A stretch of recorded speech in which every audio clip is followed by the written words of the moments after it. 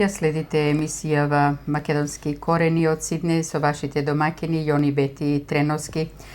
Почитувани слушатели и Facebook следбеници, како што знаете, секоја сабота оваа време е резервирано за разговор со наши гости. Наш денешен гостин е господинот Ристо Никовски, поранешен амбасадор на македонската дипломатија, политички аналитичар и колумнист, со кого ќе разговараме за најактуелните теми од изминативе неколку дена, како и за прашања што не засегаат сите нас без разлика каде и да живееме. Покрај темите што ви ги најавивме на почетокот на емисијава, во денешниот разговор ќе отвориме и други прашања, меѓу кои и за средбите на премиерот Мицковски со европските лидери, потврда или предизвик на евроинтеграцијскиот курс. Дали договорите со Обединетото кралство ќе донесат нова економска реалност или остануваат само хартиени ветувања? Колку реално Македонија може да ги реализира овие големи инфраструктурни и економски проекти во услови на институционални предизвици? Може ли ова партнерство да отвори нова ера на одржлив развој?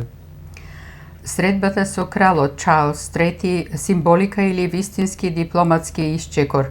Може ли ваквите монархиски протоколи да ја зголемат тежината и угледот на Македонија на меѓународна сцена и каква дипломатска порака испраќа оваа средба за позицијата на нашата држава? Со Никовски ќе зборуваме и за локалните избори. Диаспората, заборавена сила или важен фактор во локалната демократија.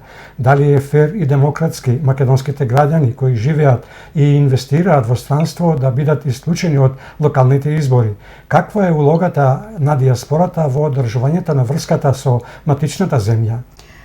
Како да се балансираат правата и реалното учество на диаспората во локалните процеси? Каде се наоѓа границата меѓу правото на глас и активното учество во локалната самоуправа? Дали е можно да се најде компромис кој ќе ја зајакне демократијата и довербата на сите страни? За овие сложени теми и многу други, вечерва ќе разговараме со човекот чиј професионален поглед и долгогодишно искуство како амбасадор и аналитичар му овозможува да согледа вистината од повеќе агли, со човек кој не се задоволува со површни одговори и со кој секој разговор станува вистинска лекција за разбирање на политичките и дипломатските процеси. Со господин Никовски ќе полемизираме и за сите овие теми. За овие теми и многу други вечерва ќе зборуваме со човекот чии анализи секогаш продираат под површината, со човекот кој не се плаши да ја каже вистината, пред се човек кој го гледа светот без илузии. Во нашето студио, почитувани, вечерва имаме чест да го угостиме човекот чии што анализи и коментари од секогаш биле непристрасни, длабоки и прецизни.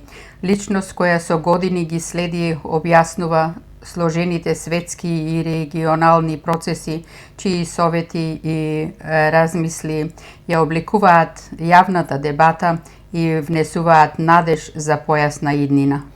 За сите предизвици и можности што ги носи денешната политичка и економска сцена, вечерва ќе слушнеме од прва рака од човекот чии долгогодишни дипломатски искуства и аналитички способности го прават еден од највлијателните гласови во нашата македонска јавност. Со човек кој смело го кажува оно што другите се плашат да го кажат, но со кој секогаш добиваме мудрост и јасност. Почитувани, преку видеолинковско поврзување, кога покануваме нашиот гостин, господинот Ристо Никовски, да ни се придружи во студиото. Се надеваме дека да имаме проблем со звучниот сигнал, бидејќи ни е многу важен, а со видеото, иако имаме пречки од време на време, нема тоа многу да ни смета во разговорот. Господин Никовски, ако се слушаме, добро ви дојдовте на Македонски корени и добро ви утро. Добро утро за Македонија, добавече за вас во Австралија. Се слушаме. Повторно поздрав за сите наши каде се како имате. Добро утро и од мене, господине Никовски. Ви благодариме што ја прифативте нашата покана да бидете заедно со нас и со нашите ценети гледачи и слушатели за преку разговор да ги анализираме случувањата во Македонија и пошироко на политичка сцена. Задоволството е и мое. Секојаш е навистина привилегија да се биде во контакт со нашите каде и да се, бидејќи, знаете, не има многу македонци, али сме, каде да сме, се остануваме тоа што сме. Така, се надеваме како и секогаш дека ќе го задржиме вниманието на сите. Доколку има прашања од гледачите и слушателите кои не се опфатени од наша страна, ќе ги прикажеме на студискиот екран и ќе ги прочитаме, а доколку сметате можете да одговорите на нив. Нема никаков проблем, јас тешко можам да ги прочитам, бидејќи мал ми е екран моментално, али вие прочитете и ќе се што прашуваат, мислам, нема тајни, нема никакви проблеми да она што се знае, она што е познато да го искоментираме. Секако. Владина делегација предводена од премиерот Христијан Мицковски заедно со подпредседателот на владата Александар Николовски, министерот за надворешни работи и надворешна трговија Тимчо Муцунски, министерката за финансии Гордана Кочовска-Димитриевска и министерот за европски прашања Орхан Муртезани беше во посета на Обединетото кралство. Целта на посетата беше учество на самитот за Берлинскиот процес, што се одржува во Лондон, како и одржување билатерални средби за унапредување на економската и регионалната соработка. Каква е вашата генерална проценка за посетата на македонската владина делегација во Обединетото кралство и нејзината важност во рамките на Берлинскиот процес? Дали оваа соработка, вклучувајќи го и договорот влада со влада, во вредност од 6 милиарди евра носи реални политички и економски придобивки или повеќе представува дипломатски символ? Нема тука никаков символ, тоа е нешто конкретно и ова бројна наша делегација која представуваше во Лондон не го губеше времето, напротив имаше исклучително важни средби и знаете, во се во животот што се работи е важна диверсификацијата. Ако имате монопол, ако имате една врса, ако имате еден пријател, ако сакате, тоа не е доволно. Али ако таа диверсификација што значи во основата проширување го направите, одите во таа насока, секогаш може да очекувате подобри резултати. Мислам дека конкретно е таков случајот и сега, бидејќи очигледно Обединетото кралство покажува интерес за регионот, по многу што сака да продре, да се врати, да биде активен тука преку Македонија и мислам дека тоа е исклучително важна шанса и добра прилика за нас. Нашите во Лондон има исклучително важни средби, користни средби, подпиша беше и меморандум за нова инвестиција, велам, се разговараше за реализацијата на нашите проекти кои се од, да речем епохално, да речем историско значење, ама од исклучително значење како што е брзата пруга, со која Македонија ќе се појави на првите страници, ако сакате, на европските настани и со тоа ќе направи еден голем исчекор во идината и на земјата, и на сите наши граѓани, и на регионот, пак сакате и на Европа. Така да посетата беше по сите индикатори исклучително позитивна и мислам дека можеме да мораме да ги поздравиме таквите напори на владата. Знаете, со секоја влада на крајот од денот важен, исклучително важен е и економскиот напредок. Секоја земја има проблеми. Нашите проблеми, например, на меѓуетнички план се сериозни. Сиромаштијата, корумпираноста и така натака, мислам, едно чудо проблеми имаме. Меѓутоа, ако одиме во насока на забрзан економски развој, сите проблеми што се вели по своја лоѓе ќе се решаваат. Така да велам, мислам дека напорите, ориентацијата на владата се позитивни и треба да се поздрават. Господин Никовски, премиерот Мицковски нагласи дека Македонија е подготвена да ја исполни својата домашна задача на патот кон ЕУ, но истовремено побара и јасни гаранции од Унијата и почитување на меѓународното право од источниот сосед. Како го оценувате овој дипломатски пристап? Дали може да придонесе за враќање на рамнотежата во преговорачкиот процес и зајакнувањето на меѓународниот кредибилитет на Македонија?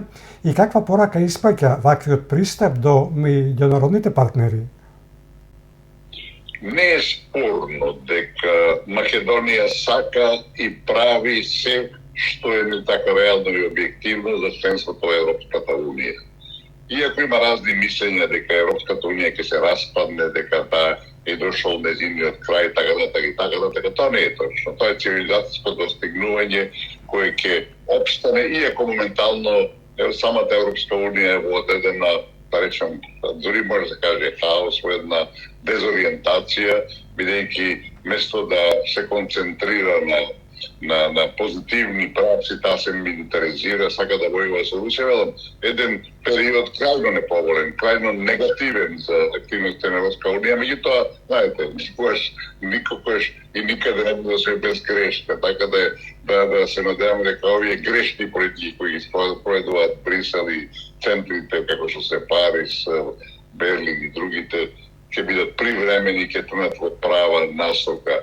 Мислам дека реториката која новата власт наша, која веќе речиси програми преку година или околу година и пол, е извонредна.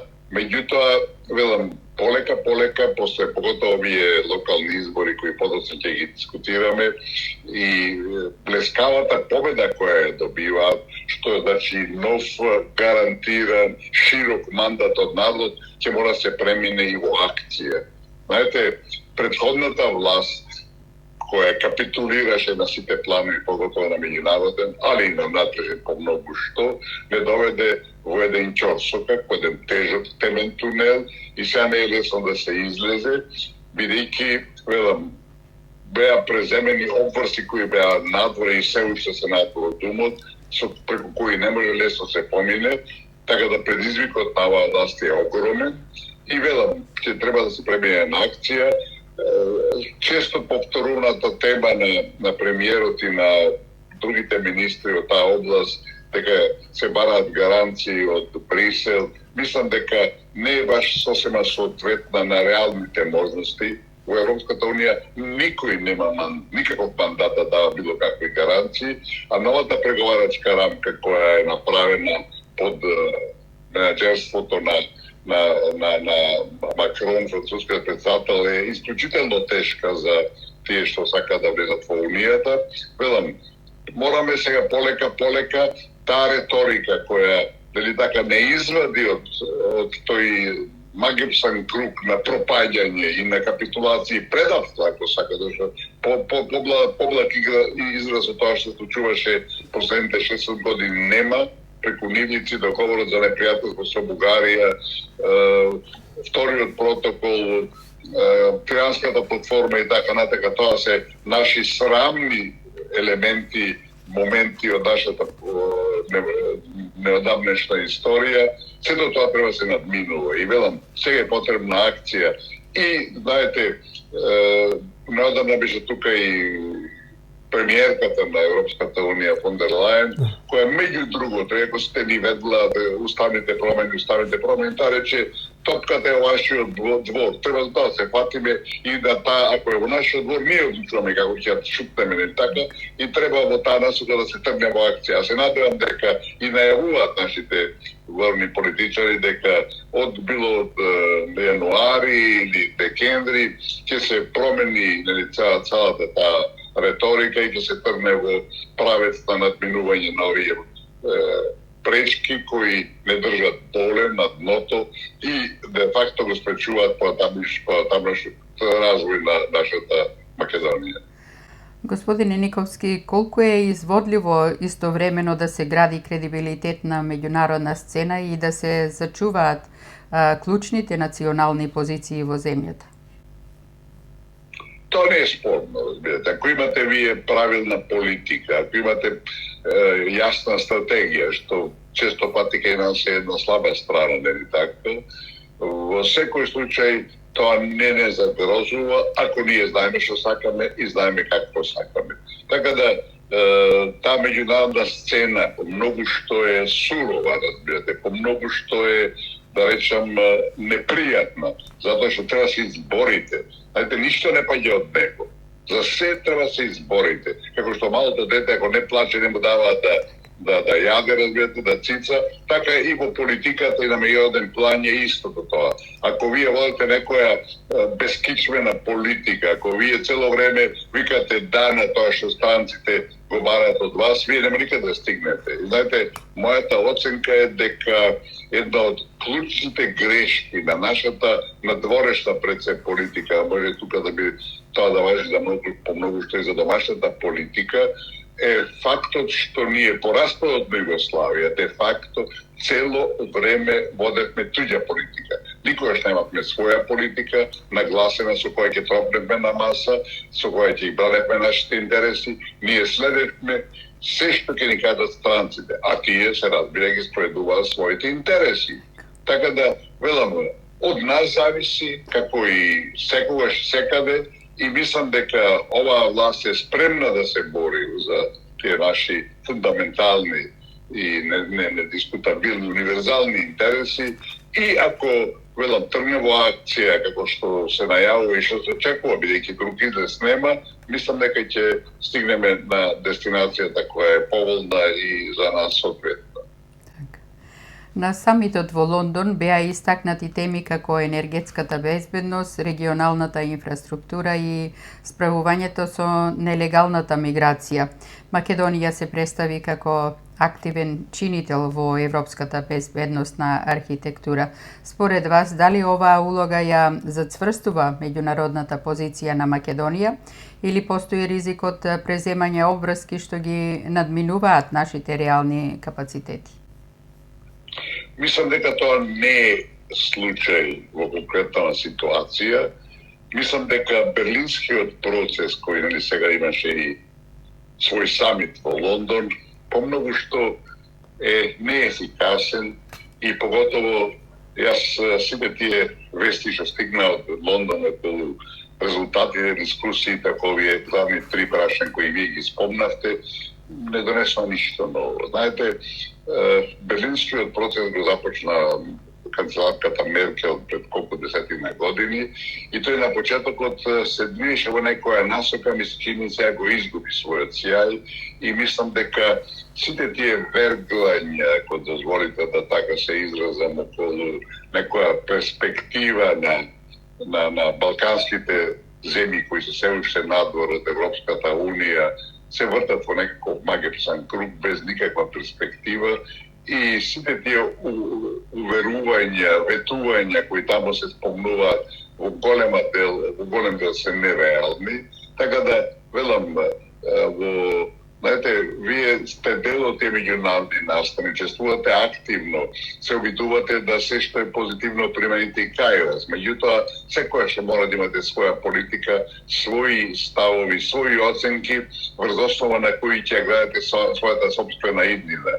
Мислам дека и во конкретниот случај тоа мора да се прави, бидејќи велам, тој процес поготово со последниот самит во Лондон не донесе ништо ново. Или претходниот, ако не се лажем, после многу дискусии така натака, се најави дека роумингот од Европа ќе ни го прошириле и кај нас на кандидатите, не знам, од 2027-2028 година. Па тоа е смешно во плана линија, разбирате. Тоа треба да се направи утредната или следната недела.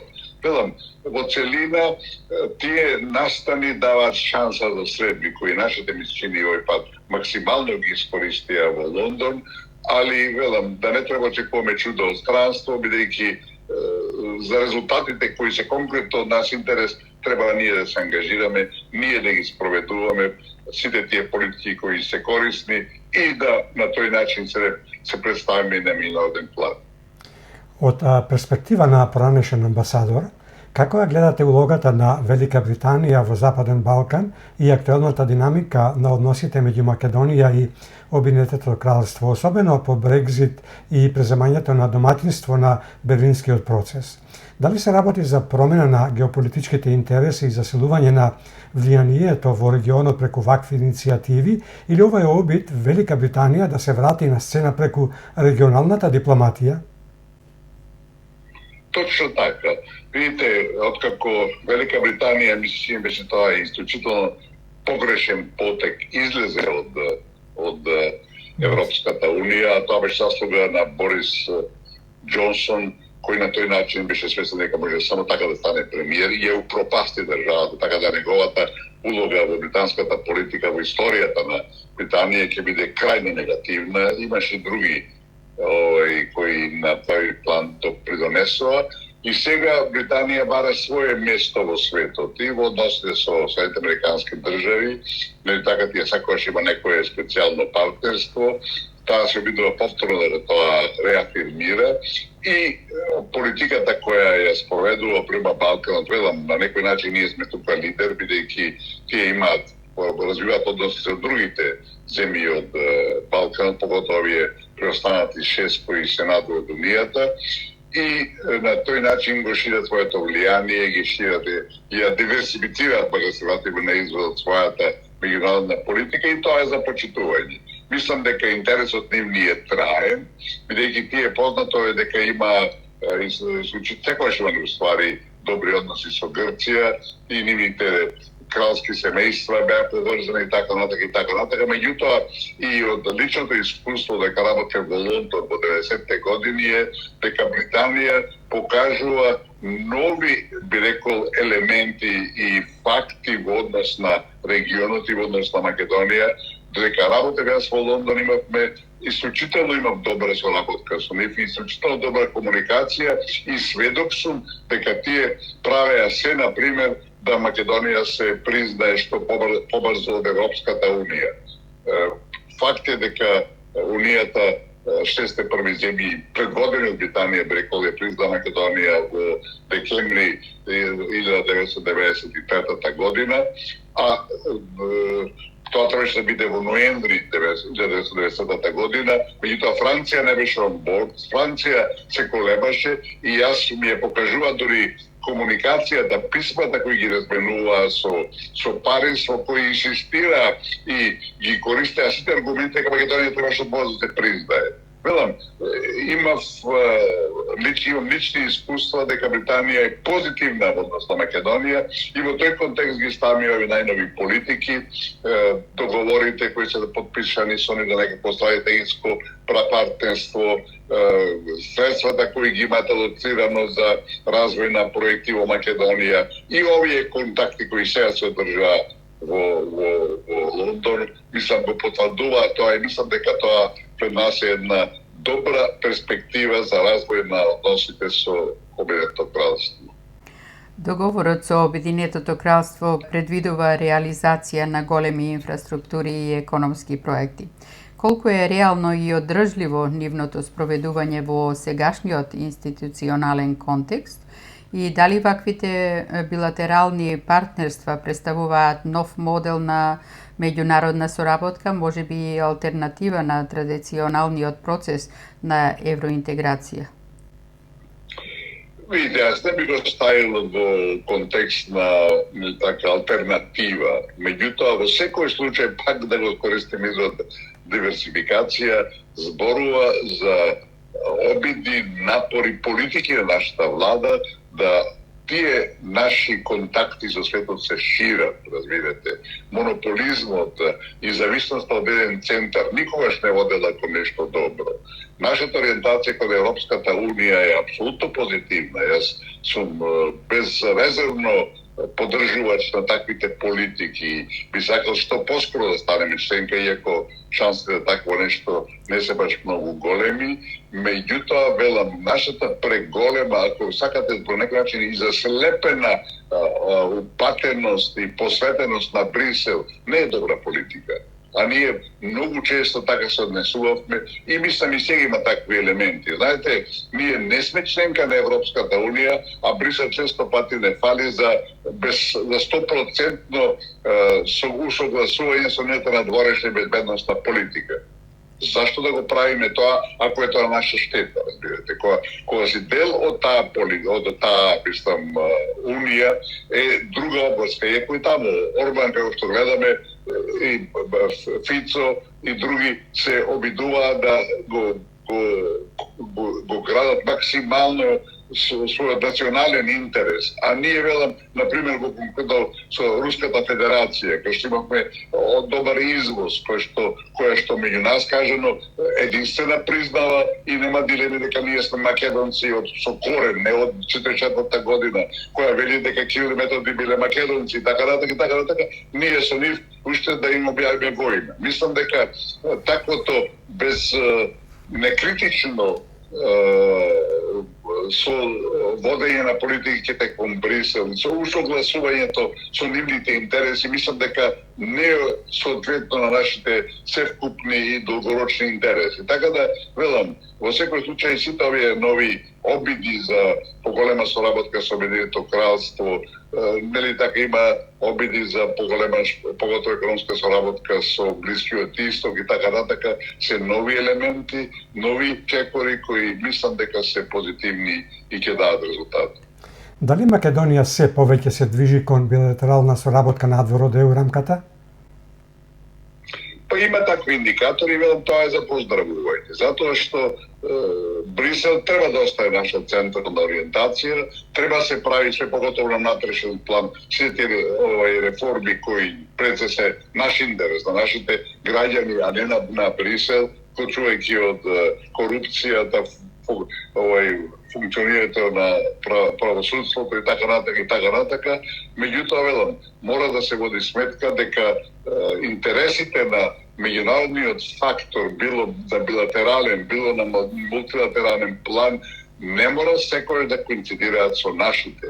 Јас ќе го споменам примерот кога генералниот секретар на НАТО Робертсон, после тоа беа имаше други европски политичари кои беа на некој начин джелати за Македонија, нели така, во споредувањето на нивните политики, на политиките на нивните институции кои ги застапува, Фуере беше така од Брисел, нели така. После тоа кој изгубија функцијата, стана на некој начин наши пријатели. Тоа го зборува и за нивната, да речем, совестност, за нивната лична одговорност која чувствува за тоа што го направија нам, кој често пати беше непринципиелно, беше надвор од праксата која се спроведува и така натака. И ние бевме на конкретна жртва и после тоа тие нагласено изигрува пријатели кон Македонија, се чисти на совест на некој начин и ни говореа кога нашите велеа, ама вие претходно вака и вака, тие велеа, знаете, ние бевме платени да спроведуваме одредени политики. Ние тие политики спроведувавме затоа што беше наша професионална одговорност, а вам не ви ставивме пиштол на се пошница да ги прифатите. Вие одлучите да ги прифатите. Така да, со право не подсетува дека вината е наша. Така да, во секоја ситуација, кога вие направите било што е на долгорочна основа спротивно на интересите на собствената држава, вината е ваша. Така да сите други што тоа го барат и инсистираат си ја вршат својата работа. За време на престојот во Лондон, премиерот Мицкоски оствари средба со неговото кралско величество, кралот Чарлс III. Оваа средба беше представена како потврда на пријателството и зајакнување на стратешките односи меѓу Македонија и Обединетото кралство. Како ја оценувате дипломатската тежина и политичката важност на оваа средба, особено имајќи предвид символичниот и практичниот карактер на монархиските институции? Дали ваквите средби имаат реално влијание врз меѓународниот углед и интересите на една мала држава како Македонија или се повеќе символичен и формален чин? Секако дека имаат влијание, сега ќе подсетам кога го спомнате тоа, дека принцот Чарлс пред да стане крал во 1999 година, а може да биде и во 2000 година, дојде во Македонија, посети Македонија, а јас го поканив. Јас тогаш бев на служба во Лондон и на еден прием во Бакингемската палата имав еден срдечен, убав, незаборавен разговор, во која прилика без никаква инструкција од земјата, јас го поканив да дојде во Македонија, тој ја прифати поканата, разбирате, и јас истата веќе му сајав на председател, ми го року дека председателе, јас го поканив Чарлс, ако погрешим кажете, се разбира дека беше со задоволство прифатен на таа моја иницијатива и тој дојде во Македонија, така да има и лични, ако сакате, спомени од нашата земја, беше престојуваше во Охрид и велам после тоа реакцијата на неговата посета беа позитивни, исклучително позитивни. Велам, кралското семејство во Лондон е символ на нивното единство, на нивната, сакате, на нивниот авторитет. Кралското семејство во Лондон на власти е преку 1000 години, да разбирате. Така да тоа покажува еден континуитет и следбата со него на нашиот премиер во секој случај има едно пошироко значење, иако тоа на основата може да биде символично, меѓутоа знаете, символиките во животот често пати се исклучително важни, отвараат простори, процедури, процеси и мислам дека тоа може да се стави на позитивната страна на нашите меѓународни активности. Господине Николски, премиерот Мицкоски оствари средба со францускиот министер за Европа, Бенџамин Адад, на која се разговараше за европските интеграции и регионалната стабилност. Како дипломат, како ја оценувате тежината на ваквите средби и моменталната позиција на Франција во процесот на проширувањето на Европската Унија? Дали оваа средба може да се толкува како сигнал за промена во францускиот пристап кон Западен Балкан или сепак останува во рамките на дипломатскиот протокол? Овие средби, овие самити, како што е Берлинскиот процес и слично, се токму главно наменети за што повеќе контакти меѓу високите државни представници. Во тој контекст е и ова средба со францускиот министер. Знаете, сите зборуваат дека во Европската Унија нели имат и право на вето, се еднакви, меѓутоа сепак лидери се таму пред се Франција и Германија, иако тука близко некаде е Италија. И следбата со французите е исклучително важна. Ние, знаете, во тие разговори немаме детали и не можеме да цениме на што бил посветен разговорот. Мислам, освен оние генерални заклучоци. Според тоа, мислам дека нашите лидери во сите тие следби што ги имаат, било на во која ситуација, било во Берлин, било во Париз, било во Брисел и така натака, мислам, главна задача им е на сите да им става до знаење дека прифатената обврска за некакви уставни промени во Македонија е надвор од умот, нешто што не смее да се спроведе и на таа линија да работа. Не сум сигурен колку тоа се прави, нема рефлексии за такви некакви разговори, али јас мислам дека сепак нашите политичари се одговорни, се свесни за главните предизвици, своји проблеми со кои се очуваме, а тоа е се моментално една од главните или првите промената на уставот, која велам, по никоја цена не смее да се направи, и втората уште поголема е преговарачката рамка, со која каква што е сега направена, во која се внесени сите бугарски фантазмагори со ништата кои тие не замислувале дека некоја ќе бидат на маса и тоа во Брисел против Македонија. Се тоа така е направено и велам, значи ние сме во една ситуација, во еден тежок предизвик и затоа претходно зборувавме за некаква наша нова акција и знаете, ако е топката во нашиот двор, како што рече и фон дер Лајен, ние треба да ја шутнеме, а како ќе шутнеме, ние треба да одлучуваме она што е наш интерес, велам. Така да ситуацијата моментално е таква да ние зависиме од Софија, патот на Македонија према Брисел, кон Брисел е преку Софија, што е неприфатливо, бидејќи тамошните услови и ултиматуми се надвор од умот и сите тие контакти што се држуваат, уклучувајќи со францускиот министер, се корисни, доколку јас сум убеден дека тоа се прави, се трасира еден нов пат, една нова наша активност, која ќе доведе до да речем, револуционерни, али радикални промени во нашата позиција во однос на Европската Унија. Велам, ние сме пред таков предизвик и ако не преземе такви чекори, ќе свртиме во магиопсан круг и ќе одиме крудово.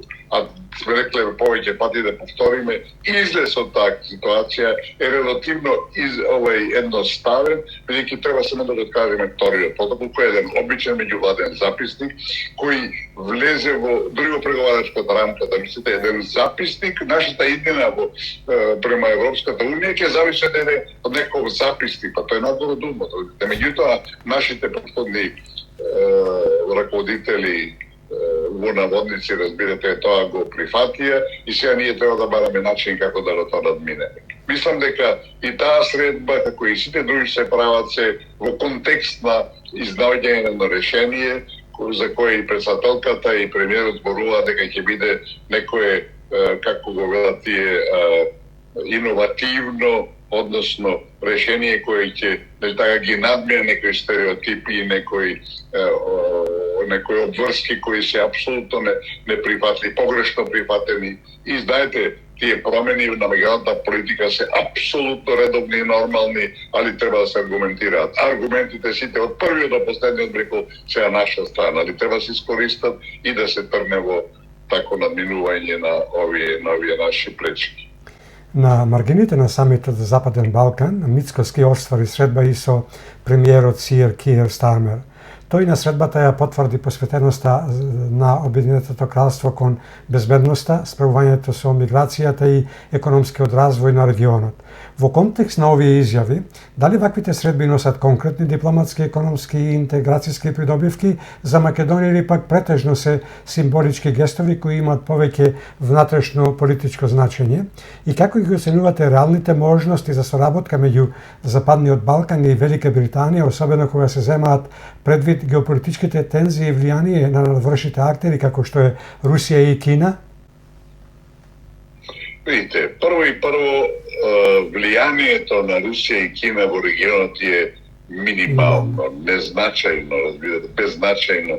И сите тие разни шпекулации во крајна линија, манипулации исто така дека тие тука манипулираат и создаваат некакви нови, не знам, или пречки за понатамошно интегрирање на регионот од овие, јас го избегнавам терминот Западен Балкан, нема Западен Балкан, ако е Западен Балкан, тоа се Хрватска и Словенија, например. Така да, мислам дека тоа се повеќе манипулации, али средбата конкретно со премиерот на Британија е исклучително важна. Таа е нова потврда за тие, да речам, да некој стратегиско партнерство меѓу двете земји. Таа е втора после претходната која беше на слична манифестација во Грција или во Албанија, кај беше не ни важно. Фаќате, така да тоа е реафирмирање и на нашиот интерес во однос на Велика Британија и на британскиот интерес во однос на Балканот и конкретно на Македонија. Мислам дека средбата е исклучително важна и знаете, средбите на премиерите, какви да се и каде се одржуваат, освен ако се така сретат на коридорите и се поздрават, разбирате, секојаш имаат своја тежина. Тие не будат разговори за времето, тие не будат разговори за, не знам, за климата и така натаму. Тие будат секој конкретни разговори за прашања кои постојат меѓу двете земји, за интересите кои двете страни ги застапуваат и на тој начин превземат и некакви обврски, начелно се договарат за некои работи. Знаете, тако секој најголем и оглумен проект почнува со првиот чекор. Така да, ова се исклучително важни чекори и велам, треба се поздрават тие средби и затоа, како што реков, сите тие меѓународни мултилатерални настани се исклучително важни, пред се ради билатералните средби, договори, разговори и така натака, планирања. Господине Николски, за време на посетата во Лондон, премиерот Мицкоски најави нова голема инвестиција, меморандум со американско-британска компанија во наменска воена индустрија вреден до $150 милиони со предвидени 1000 нови високо платени работни места, кои треба да прераснат во проект од 1 милијарда евра. Како ја гледате оваа најава од политичко и стратешко гледиште? Дали станува збор за конкретен економски исчекор што ја позиционира Македонија како дел од пошироките западни безбедносни интереси или повеќе за политичка порака насочена кон зајакнување на сојузништвото со Обединетото кралство и САД? Мислам дека ова е над било каква символика, ова е нешто конкретно и мислам треба сите да го поздравиме, да се радуваме на еден таков проект кој би се реализирал во Македонија. Знаете, во македонски брод не имавме соодветна наменска индустрија која на еден, мислам, крајно неодговорен начин беше растурена, разбирате. Ако не се лажам, беше продадена дали на турски или било кој некој предприемач, со тоа што парите кои беа земени не ги покрива резервите кои беа таму оставени. Велам, едно недомакинско работење и ова е сега најава, предпоставам дека тоа ќе биде пред себе од македонски брод на тие корени кои постоја предходно и мора да радува. Знаете, поготово ако тоа оди во едно проширување до поголеми суми. Самата цифра од 150 милиони евра, разбирате ли, долари, не е важно, е веќе еден добар почеток, а знаете, факт е дека сите странски компании, или од 95% кои инвестираат во Македонија, поготово во тие индустријски зони, сите реинвестираат, разбирате. Сите реинвестираат, сите огромен дел од нив се задоволни од условите кои ги имаат во држава и велам, сите се заинтересирани да што повеќе бидат тука присутни да ги искористат тие можности кои дава и нашата влада. Велам, ова е еден нов почеток, да се надевам дека ќе биде успешен, првите чекори се направени, нели така, али треба време, тоа полека да, нели така, се прецизира, се конкретизира и јас мислам дека сегашната наша влада е спремна и подготвена за еден таков развој на односите и со Велика Британија и со Соединените американски држави и мислам дека овој проект ќе биде успешен. Премиерот Мицковски во своето обраќање по повод 23 октомври, денот на македонската револуционерна борба, повикувајќи се на Заветот за Македонија, испрати неколку силни пораки.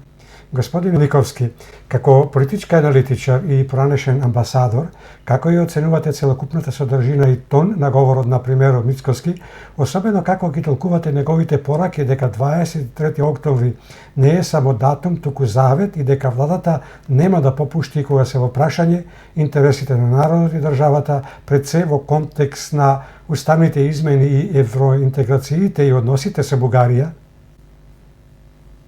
Мислам дека одекот на неговиот говор беше исклучително позитивен. Очигледно се работи за еден смирен настап, разбирате, со една јасна перцепција и перспектива и ако сакате и конкретна обврска на самата влада, бидејќи тоа што го зборува премиерот не може да остане во воздух и да остане само на хартија.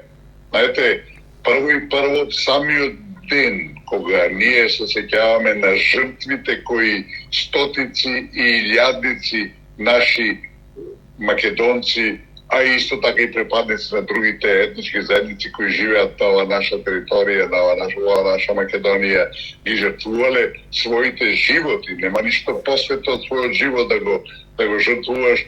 Тие заслужуваат и почит, заслужуваат, разбирате, и соодветни акции да таа нивна жртва за да живееме ние сите во една слобода која денеска имаме, треба да се материализира на некој начин во интерес на сите граѓани.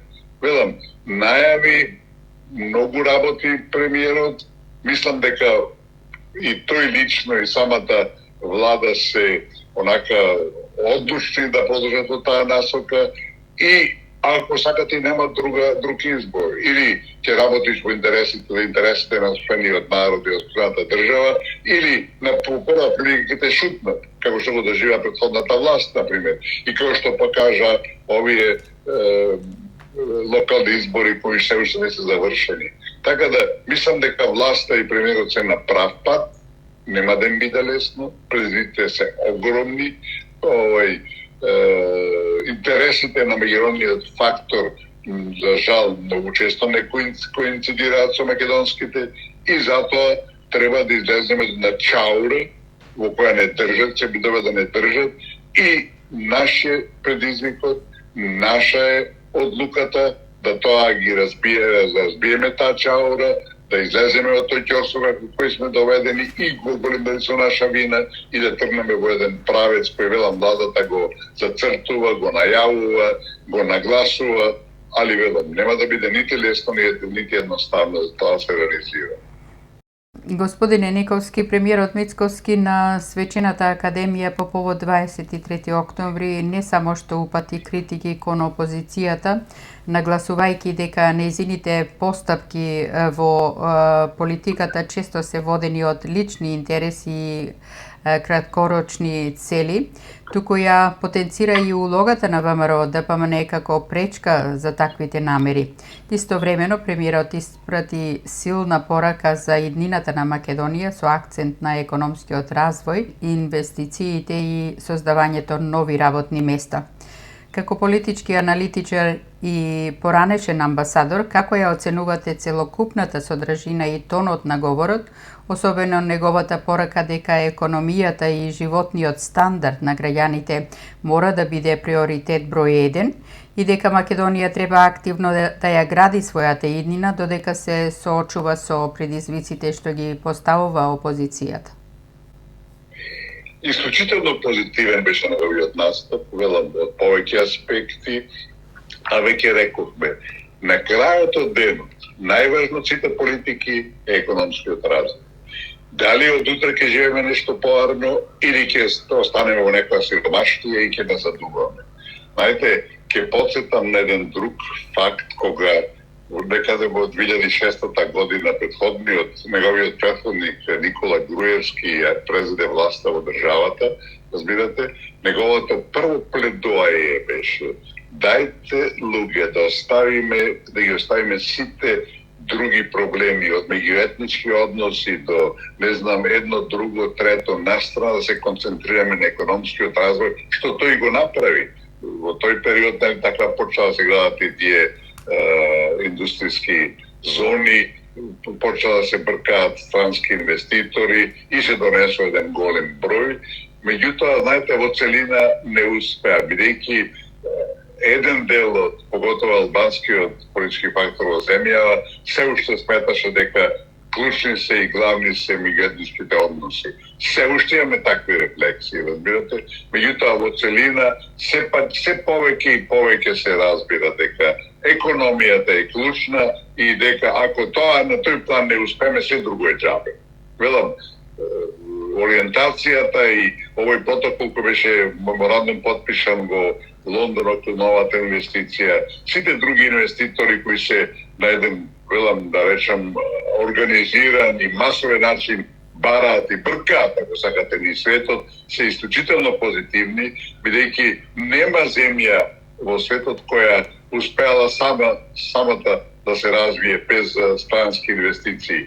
Најдобар пример за тоа е Кина, од каде нели така цел свет ги отвори портите, создаде услови за брз индустријски развој и го направи светското чудо. Јас мислам дека тоа што Кина го постигна последниве 10 на 15, дека биде 20 години, е најголемото светско чудо во историјата на светот, на сите времења. Од 19 век, јас работев во Пекин во 1982-1976 година, 4 години работев таму и тогаш беше Кина како представник на Југославија, не така, во Југославската амбасада. Тогаш Кина беше во 19 век, денеска Кина е во 22 век. Зашто? Благодарејќи само на брзиот економски развој. Значи, нивното раководство благодарејќи на Ден Сиопинг и неговата визија дека не е важно дали е мачката црна, црвена или жолта, важно да ги јаде глупците, разбирате, еден прагматизам врвен доведе до светско чудо. Тоа треба се следи, да се почитува и Македонија, велам, прави напори да оди на тој план и мислам дека тоа треба да се поздрави и со посветеност и со целосна така одреденост и одлучност, мислам дека тоа и ќе се постигне. Господин Никовски, ќе ве навратам на една постара тема.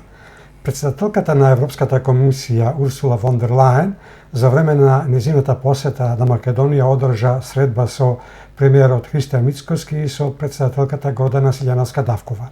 Мицкоски ја нагласи посветеноста на владата кон евроинтеграцијата, но побара и јасна подршка од ЕУ како потврда за проевропскиот курс на граѓаните. Со слична содржина беше и средбата со Силјановска-Давкова. Како ги оценувате овие две средби, особено во контекст на тоа што после средбите Урсула фон дер Лајен, како да немаше снага и храброст да го каже во Македонија, го напиша на социјалната мрежа X, која гласи: "Целосно ја поддржуваме Македонија на незиниот пат кон ЕУ. Можете да сметате на нас. Следниот и единствен чекор пред почетокот на преговорите е јасен. Треба да направите договорената уставна промена. Топката е во вашиот двор. ЕУ е подготвена." Видите, тоа е во голем дел реторика. Меѓутоа, си претходно спомнав, ние треба да се патиме за на последното, нејзина топката е вашиот двор. Ако е во нашиот двор, ние ги одлучиме како ќе реагираме, разбирате? Во која го ти цитирам? Иако таа рутински повтори за уставните промени. Знаете, во преговарачката рамка стои една лага крајна и безобразна дека ние сме предложиле да вршиме уставни промени. А тоа беше бугарски ултиматум, прифатен со вториот протокол кој велам јас цело време го верувам дека треба подхитно да се откаже и се надевам дека бидејќи тоа, ако не го откажеме вториот протокол, Македонија ќе оди продолу и ништо нема да направи. Напротив, ќе заглави. Значи, нејзината, знаете, посета беше очигледно планирана предходно, не водејќи сметка за нашите локални избори и таа бидејќи одеше во регионот, не можеше да не прескочи Македонија и затоа за нејзината постава во Скопје беше на некој начин ограничена и во некакви рамки, бидејќи таа не можеше да излезе на пресконференција со премиерот или со председателката, да држи лекција, ако сакате на некој начин, бидејќи тоа ќе беше влијано и врз изборите. Затоа, на крајот се сведе се на нејзината порака преку Facebook, саѓате. Меѓутоа, велам, тоа е нивна реторика. Таа Европската Унија не може да каже отворено дека перспективите на перспективите за европско членство на Балканот се нереални, разбирате. Истото го вернува сега и во Лондон на Берлинскиот процес. Истото ни го кажа таа дека тамо тие не чекаат и така натака. Не чекаат, од кога не чекаат? Последните 30 години и што направија ништо, разбирате. Така да Брисел ќе ги тера своите интереси, тоа е нормално и логично. Ние треба да тераме нашите и тука да направиме се што е возможно прво со тие натрешни реформи, и паралелно да бидеме свесни дека Европската Унија уште долго нема да се шири. Дали ќе направат некаков исклучок со Црна Гора, 600.000 луѓе, тоа не е, и тоа играчка за Европската Унија, а ќе покажа дека ето не е мртво проширувањето. Дали евентуално и Албанија, која е форсираат во време, веројатно под американски притисок, иако односите меѓу Брисел и Вашингтон се помногу што пореметени, на некој начин да го затворат јадранскиот брег, разбирате, од било какви други влијанија, и тоа не треба се исклучи, али јас лично сметам дека Албанија нема да успее да влезе наскоро во Европската Унија, иако ветувањата се дури многу објективни, во принцип ќе се јави една Холандија или било која држава ќе го оспори тоа, или нека биде и Унгарија, и тоа ќе се заврши како турските аспирации, кои преговарат од 2005 година и до 2205 година нема да влезат во Унијата. Така да ние мораме да бидеме свесни. Унијата веќе ја направи втората лига, тоа е пред се преку Европската политичка заедница, која исто така последниот пат мислим се сретна во Лондон, во која се сите европски држави, на некој начин се абсолвира политичкиот дел од Европската Унија, паралелно се абсолвираше и економскиот дел преку 4 столба на фон дер Лајен, од кој првиот е така отварање на заедничкиот пазар, кој ќе оди споро и кој ќе биде можда и опасен за нас, бидејќи нашите компании не се подготвени за конкуренцијата која тamo постои, а четвртиот дел од нив е де факто тие нови фондови кои ги дадови, тие 6 милиарди кои веќе почна на некој начин да се реализираат. Ќе посетам дека Шолц, предходниот канцелар на Германија, рече дека балканските земји ќе влезат само заедно во Европската Унија, разбирате, што значи дека никогаш, а тоа го повтори и Мерц, новиот канцелар. Така да тоа е ситуација во која ние живееме и во која свесно и несвесно сме се наоѓаме, разбирате. Господине Никовски, ако се земе предвид дека јавната администрација е столб на секоја успешна држава, но истовремено и предизвик кога станува збор за нејзината модернизација и ефикасност, како ја оценувате иницијативата на Министерството за јавна администрација да биде првата институција што се приклучува на програмата Quantum Matrix? Дали и во која мера ваквите програми и иновативни пристапи можат реално да ја трансформираат организацијската култура, перформансите и ефикасноста на јавниот сектор во Македонија? Видите, тоа е во секој случај еден позитивен исчекот, треба да се поздрави. Знаете, нивото на нашата администрација е во целина лошо. Јас ќе ве потсетам дека на времето имаше некоја анализа дека во општината во Охрид се вработени преку 300 души, а според стандардите на Европската Унија треба да бидат 50-60. Тоа е 5 пати повеќе, да збирате.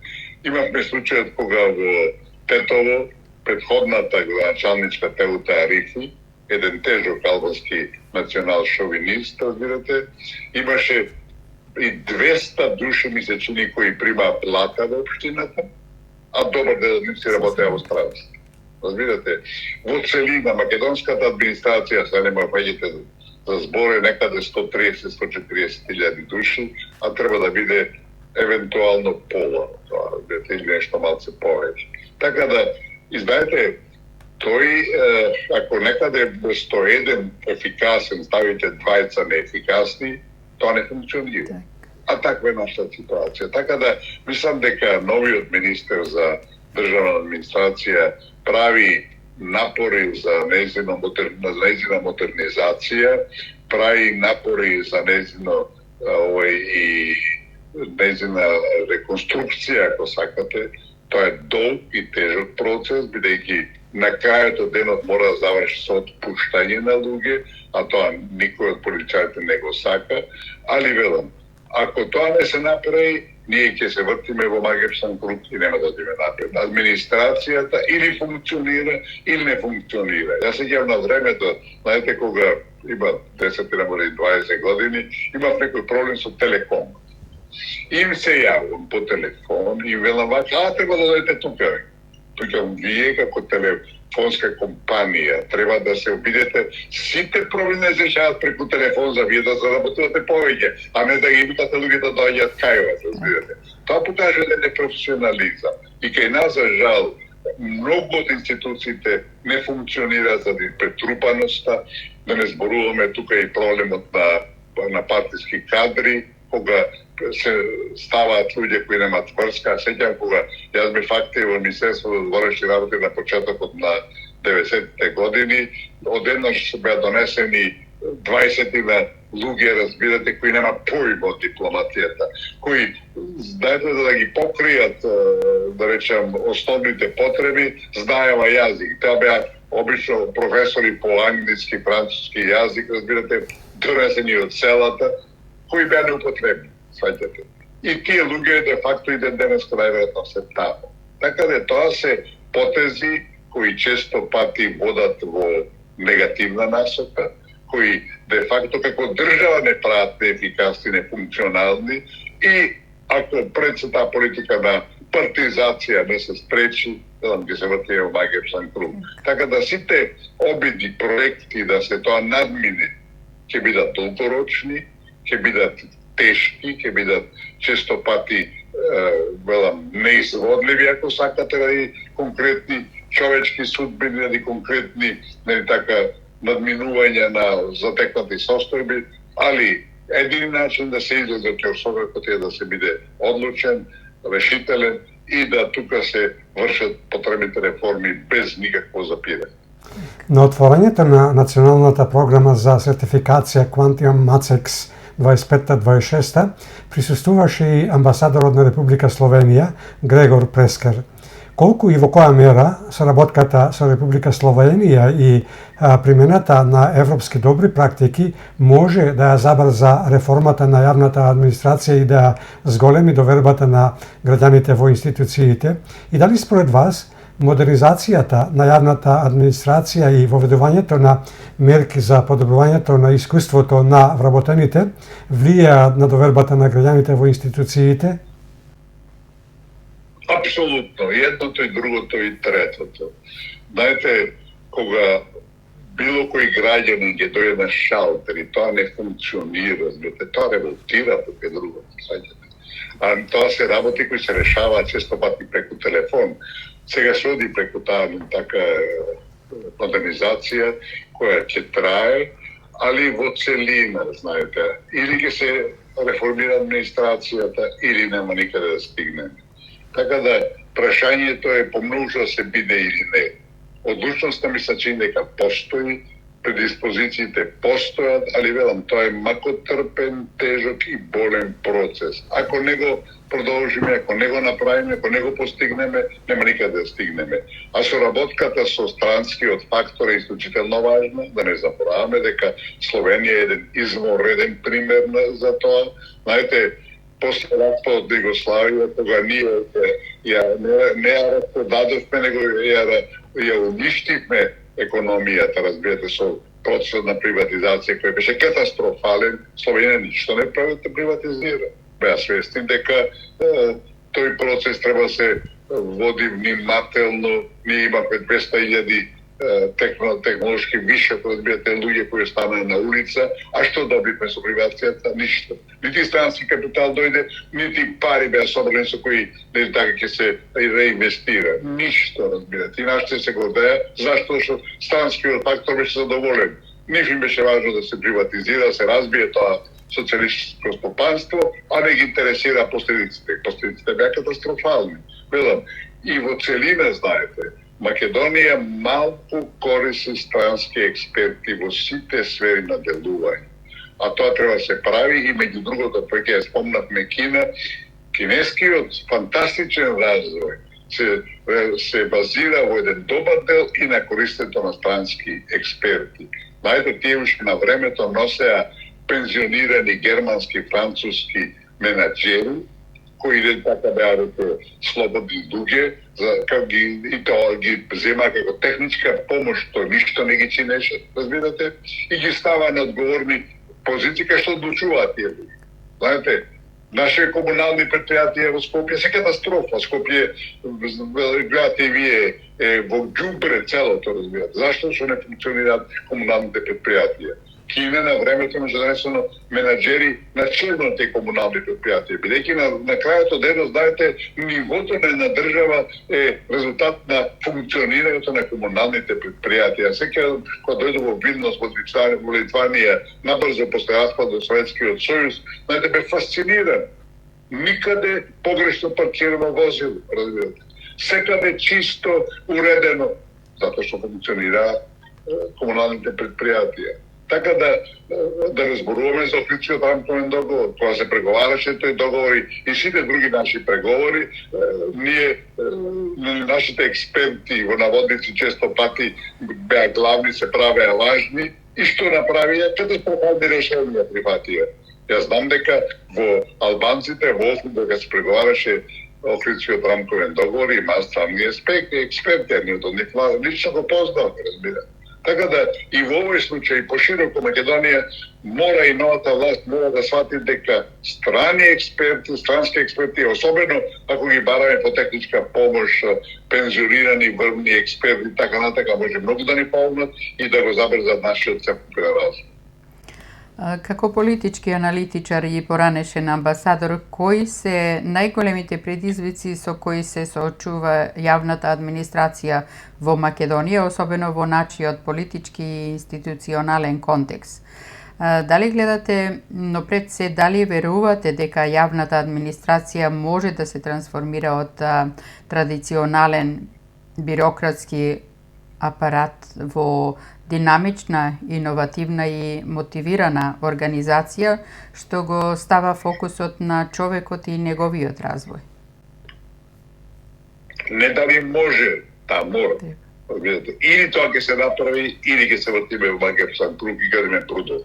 Знаете, ако имате вие било која институција, знаете, институциите ја прават државата.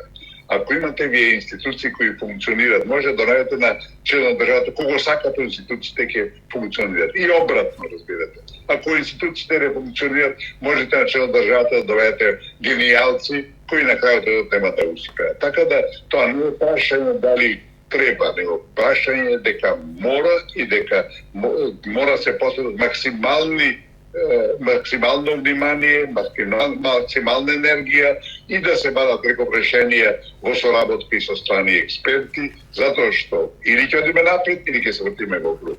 Ако не ја реформираме државата и купната администрација на државата на еден релативно радикален начин, разбирате, никаде нема да стигнеме. Така да тоа е голем предизвик за власта и мислам дека има индикатори дека на тоа се работи, максимални напори треба се вложат, затоа што друг избор практично нема. Првиот круг од локалните избори заврши, а сега сме на половина од кампањата за вториот круг. Се разбира за оние општини каде што во првиот круг не беа избрани градоначалници. Првиот круг донесе неколку очекувања, но и неочекувани резултати. Како ги толкувате овие исходи, особено во контекст на позиционирањето на ВМРО, ДПМН и коалицијата Твоја Македонија како водечки фактор на овие избори?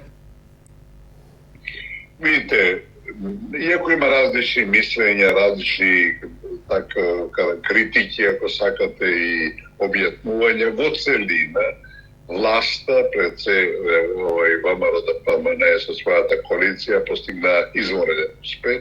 Факт е дека од 53 веќе избрани, 44 се вкупно избрани градоначалници, 33 се нивни.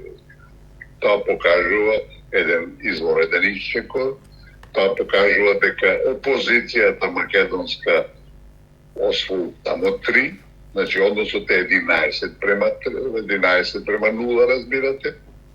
И тоа е пред се и предизвик за власта, дека оваа поддршка максимална која има, од секој аспект е постигна блескава победа, која нема никаква дилема, ќе само потврди и прошири со вториот круг, е нивна обврска да веќе не тактизираат, да од вербално преминат во акциско делување и да почнат на еден помалку бескомпромисен начин да ги решаваат проблемите. Знаете, помина речиси отприлike година и пол од преземањето на власта, многу што е променето во споредба со претходната власт, меѓутоа често тоа сведува на реторика и сега е потребна акција. Овие резултати, велам, ќе ви покажеме некои посебно факти, значи во првиот круг ВМРО победи во 53 општини, разбирате, за градоначалници, Лен во 9, СДСМ во 8, Дуи води, не победи, него води, СДСМ во 8, Дуи или нам, како се кажат сега 5, и турците во 1. А освоени се ВМРО 33, Вреди 5, СДСМ 3 и Дуи 3, односно 44. Знаете, важен и бројот на советничките места. ВМРО на предходните избори имаше 468 советнички места, советници, сега има 549, значи 100 отприлике, скоро 100 повеќе. СДСМ имаше 376, падна на 237. Дуи имаше тогаш 169, сега има 206, и до тога беше и со алтернатива и со другите албански партии, кои има 82, така да и таа има сериозен пад. Значи сите имаат пад, осим Левица, и тоа велам обврзува, бидејќи да ги кажеме се и гласовите на претходните локални избори. ВМРО имаше 290.000, сега има 301.000, СДС имаше 237, сега има 126.000 гласови, значи шведски пола,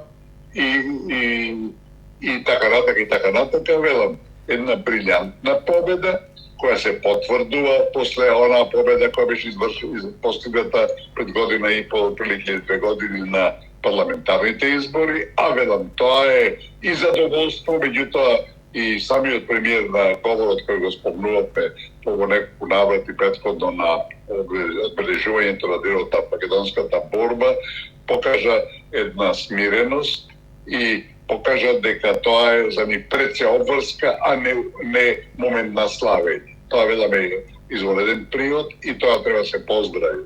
Така да сега има неспорен мандат, да сечат кај што треба да се сече и да се преземат чекови кои ќе не одведат во 21. век, затоа што по многу што се уште сме во 20.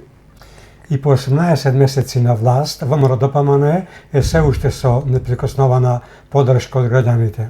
На што се должи вака високата поддршка? Дали само на економските политики, инфраструктурните проекти и битката за расчистување на корумпираното правосудство?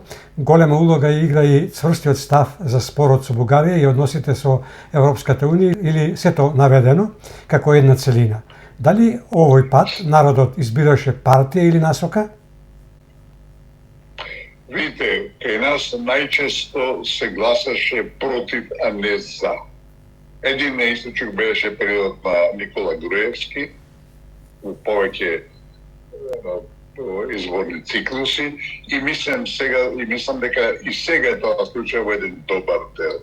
Знаете, потезите кои ги презема власта на еден широк спектар, новата власт, мислам релативно, која е година и пол плике тука, се поздравуваат и народот ги поздравува. Меѓутоа, мислам дека можеби најголемо влијание имаше промената во однос на надворешната политика, кој, бидејќи предходната власт водеше понижувачка, срамна, разбирате, предавничка, капитулантска политика. И знаете, тоа го доведуваше во прашање, го доведуваше гордоста, поносот на нашиот народ, разбирате. Кога тоа ќе ве удри по глава, секој се запрашува, чекајте, што се случува, во кој правец одиме. Така да, сите петези кои ги преземаа имаат улога и влијание, меѓутоа чинам дека главно беше надворешно политички план, али затоа, како што и нагласивме, таа досега беше во прашање риторика, сега треба да се преде во акција. Така да, велам, добро е што премиерот тоа го свати како предизвик, како начин, како повод, како можност за нови иницијативи, акции и активни политики кои ќе водат во напредок и промена на ова една статус кво, една ситуација која во државата на секој план загрижува, кој ќе гледате нашите вести, вие само слушате за судски процеси, слушате за скандали кои се апсолутно надвор од умот, разбирате, на еден широк план. Така да, велам, крајно е време да излеземе од таков еден ќорсога, крајно време е да ова држава трне на поправ пат и да покажеме дека знаеме што сакаме, знаеме како сакаме и дека сме упорни тоа да го реализираме. СДСМ доживеа тежок пораз во првиот круг, особено со загубата во Струмица, нивна традиционална тврдина, речиси 2 децении. Дали ова представува јасен сигнал за слабење на политичката тежина на партијата и дали воопшто постои простор за мобилизација и пресврт во вториот круг, особено во урбаните општини како центар? Услови за пресврт не постојат. Центар било одавна нивно упориште, една традиција постои тамо за поддршка на СДСМ. Ја мислам дека изгледите и овој пат тамо да победат, изгубија во Струмица. Меѓутоа, знаете, таа партија или ќе се реформира, таа партија или ќе донесе способни и спремни луѓе на чело, или ќе се загуби и ќе се растури како што се случи на пасот по Грција. Знаете, јас сум левичар. Јас кога зборувам и ја критикувам левицата, но зборувам како човек кој припаѓа неа, не сум од другиот фронт. Јас не сум од друга страна на барикадата. Јас десетина страна не го крием, десетина години гласам за десницата, иако таа идеолошки не е моја, бидејќи прво нема голема разлика ментално левица, десница и во светот, а поготово во Македонија, разбирате. Меѓутоа, во секој случај, кај нас левицата, символизирана од главната досегашна политичка партија СДСМ, разбирате, се покажа како недостојна за угледот кој го имаше, недостојна за, ако сакате, за историјатот кој стои зад неа и поготово во овие последни 7-8 години направија такви чекори, разбирате, заради кои, ако сакате да бидеме онака до крај, треба со закон да се забереме. Али велам, јас сум убеден дека во таа партија има здрави сили, тие здрави сили треба да дојдат на позиција и да извршат комплетна реформа на нејзиното однесување, бидејќи и на власта и е потребна силна опозиција, знаете. Ако нема некој кој ви диши во вратот, ако нема некој кој квалификувано ќе ве критикува, што да прави да се сега СДСМ на тие нивни пресконференции најчесто е смешно. Нивните реакции после овој катастрофален пораз за чудуваат, разбирате. Не сте во можност да сватите, чекайте, овие луѓе даше зборуват или не даше зборуват. До таму доаѓа работата, разбирате. Така да и власта има интерес и државата во целина да имаме силна опозиција која ќе биде еден објективен критичар на потезите на власта и ќе овозможи да земјата не заглавува во погрешни насоки. Знаете, секоја власт се расипува. Поготово кога имате неограничена власт без соодветна објективна и реална критика. Неизбежно е да се трне во погрешна насока, неизбежно се прават злоупотреби, така да се надеваме дека оваа партија, ако ќе успее да се обнови, да се така реструктурира или воспротивно да се надеваме дека некоја од другите леви партии, како што знам, или левица, ќе зазема тоа место на еден објективен начин, што за сега нема такви индикатори. Имајќи го предвид тоа што СДСМ доживеа пад на гласовите дури за неколку илјади во однос на минатите избори, кога имаат 153.000 гласови, а сега го пробија и тоа дно и падна за уште околу 30.000 гласови. Како ќе ја прокоментирате изјавата на Венко Филипче, нивниот лидер, со која одбива да ја прифати реалноста, велејќи дека ова не било пораз, бидејќи гледал тренд на зголемување?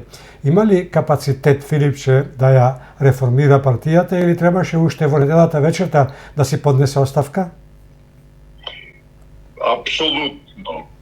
Мислам, нормално е во целиот свет, кога еден партиски лидер ќе доживее пораз, особено ваков пораз на било кои избори, нормално е истата вече да поднесе оставка. Место тоа, Филипче, лидерот на СДСМ, да не го спомнуваме името, се обидуваше да оправда ситуацијата, да представи како победа нивна, што е смешно и надвор од умот.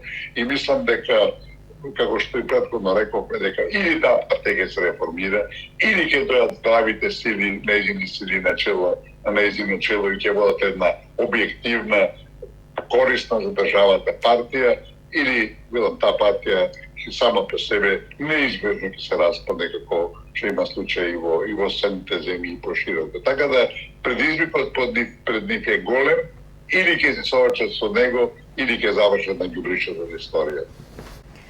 Коалицијата Вреди, која настапи како алтернатива на доминантните албански партии, доби сериозна подршка, особено во Тетово и Чаир. Колку ова појава е изненадување и што значи за позицијата на ДУИ и коалицијата НАИ? ДУИ исто така доживе еден сериозен длабок пораз, исто така негдам таму дека иако има некои најави дека лидерот ќе поднесе оставка, напротив, дури и прашање дали таа партија ако лидерот се повлече и ќе се распадне. Појавата на Вреди во секој случај е позитивна, меѓутоа и таму имаме некои разногласија кои баш не водат во права насока. Мислам дека во секој случај монополот кој го имаше ДУИ во добра мера веќе надминат. Имаме веќе нова структура во албанскиот политички блок и тоа е позитивна индикација која треба да се рефлектира во нови политики кои нема лесно да бидат да се формулираат и така стават на маса, бидејќи да не забораваме кај голем дел од албанските политичари, формни политичари во Македонија, националното прашање, албанството се доминанти по многу што и тоа им е клучно за разлика не така место да бидат лојални граѓани на оваа држава, да се борат за интересите на сите, бидејќи тие интереси се и нивни. Овие избори може беа еден мал исчекор во надминувањето на тие етнички природи во во државата, разбирате, во решавањето на албанското национално прашање за кое ДУИ веќе неприкриено се зала и го става во први план. Треба уште време да помине, да се надеваме дека овие локални избори се првиот исчекор во една граѓанско општество во суштината, кога се важни проектите кога се важни, така резултатите кога е важно функционирањето на државата, а не некакви тесни национални или националистички интереси. Во вториот круг за град Скопје се соочуваат кандидатот на ВМРО-ДПМН Орце Ѓорѓиевски и оној на левица Амир Мециновиќ, но со значителна предност на првиот во однос на вториот. Како ја толкувате оваа конфигурација? Дали оваа разлика укажува на јасна поддршка за ВМРО-ДПМН или пак на ограничена мобилизацијска моќ на левица во урбаните центри и што значи тоа за идниот опозицијски капацитет на левица? Пред се, тоа е сериозен, голем неуспех на СДСМ, кога нивниот кандидат, нивната кандидатка, дури е на 4-то место по освоените гласови, и тоа е на некој начин триумф на левица. Тоа никој не очекуваше дека нивниот кандидат ќе биде во вториот круг. Меѓутоа, тоа се све резултати пред се на констелацијата која имаше премногу кандидати и кога една група од 3-4 од нив кои се после победата која е неспорна 3:1 на кандидатот на ВМРО-ДПМН, има една констелација на 3-4 кандидати со приближни број на гласови и да не беше тоа, да бројот на кандидати беше 2 или 3, нормално е така или 4, нема никој да нема дека кандидатот на ВМРО ќе опредеше во првиот круг. Ова е непотребно враќање на втор круг и знаете, во целина, лично не можам да разберам зашто во нашиот изборен закон кој ще по многу спорен и за ОПСЕ и за ОДИХАР и така натаму, има втор круг, разбирам. Првиот круг се излегува, се гласа, тој што победи треба да ја преземе функцијата, а не да има втор круг кој ќе биде резултат на манипулации, ценкања, пазарења и така натака, и ќе победи некој кој апсолутно не заслужува, разбира. Да не зборуваме дека, да не го спомнуваме случајот кога Тито Петковски на времето као председател Сенат имаше во првиот круг 150.000 гласови повеќе, па победи Борис Трајковски. И после тоа дојдовме до војната во 2001 година, која не така, за главната заслуга во наводници е точно на тогашниот избран председател. Мислам дека, велам, треба да се направат измени, радикални измени во изборниот закон, јас не се разбирам во изборните системи, меѓутоа треба да се оди апсолутно на еден круг и во председателските, и во парламентарните, и во локалните избори. Дали вториот круг од изборите ќе биде само формалност за дел од кандидатите или очекувате сериозни пресврати во некои општини, например Скопје и Кичево, каде што коалицијската математика и излезеноста можат значително да ја променат сликата? Во најголем дел од општините кај што ќе има втор круг ќе биде тоа само чисто символично, разбирате, и без некакви изненадувања, али ќе биде комплицирано во Кичево, на некој начин може би во Струга, во центар, иако помалку е веројатно, и може би најинтересно ќе биде во Карпов, што разбирате. Така да ќе има интересни моменти, али велам, во целина вториот круг е губење на средства, губење на пари, значи губење на енергија, непотребно комплетно, разбирате, и ќе има веројатно тука и некои изненадувања кои ќе бидат резултат на реча манипулација или злоупотреби, али во секој случај на активности кои не се баш од чисто демократски карактер. И конечно, кој спрема вас ќе седне на тронот во градот Скопје и ќе постане татко на градот? Мислам дека нема никакви дилеми дека тоа ќе биде Олце Георгиевски, досегашниот градоначалник на Кисела Вода, кој велам на 3 пати према еден во раководство, и предпоставам дека добар дел од тие што ќе излезат на гласање во вториот круг ќе гласат токму за него, бидејќи тој очигледно се докаже и покаже како градоначалник на Кисела Вода, а и овие сите ветувања што ги дава и обврски кои ги презва на некој начин гарантира дека ќе имаме целосна и радикална промена во раководењето со градот Скопје. Кога сме кај коалицијските математики, како ја оценувате првичната изјава на Билал Касами, актуелниот градоначалник на Тетово, кој во една телевизиска дебата отворено и без ракавици изјави дека Влен во Кичево ќе го подржи кандидатот на ДУИ Фатмир Бехари, а не на ВМРО ДПМН Александар Ивановски, притоа додавајќи дека подршка за албанските кандидати ќе дадат и во другите места каде што албанци и македонци влегува во вториот круг за градоначалници. Катастрофална грешка, мислам дека вреди веќе се обидува да го тоа надмине и да тоа, например, на некој начин анулира и да го спречи, бидејќи Касами, велам, тој човек, тој човек никогаш немав доверба, уште кога се формираше неговата претходна партија Беса, разбирате, и програмата која имаше, се беше антимакедонско во неа, тој повеќе пати има даден такви изјави, пред некој време кажа дека е гор што неговиот син ќе играл во албанската репрезентација, разбирате, а ако си лојален на оваа држава, разбирате, тоа се пак да најавиш за оваа држава. Така да, велам, мислам дека е една сериозна грешка, бидејќи прво неговата победа во првиот круг, резултат на поддршката на ВМРО да помане и на македонските гласачи од Тетово, а тој кога оди во ситуација која самиот себе се подкопува. Така да, и мислам дека ќе биде тешко и ќе биде многу неизвестно како македонските гласачи ќе гласат во вториот круг во Тетово, бидејќи велам после ова негова изјава, мислам дека таа поддршка ќе биде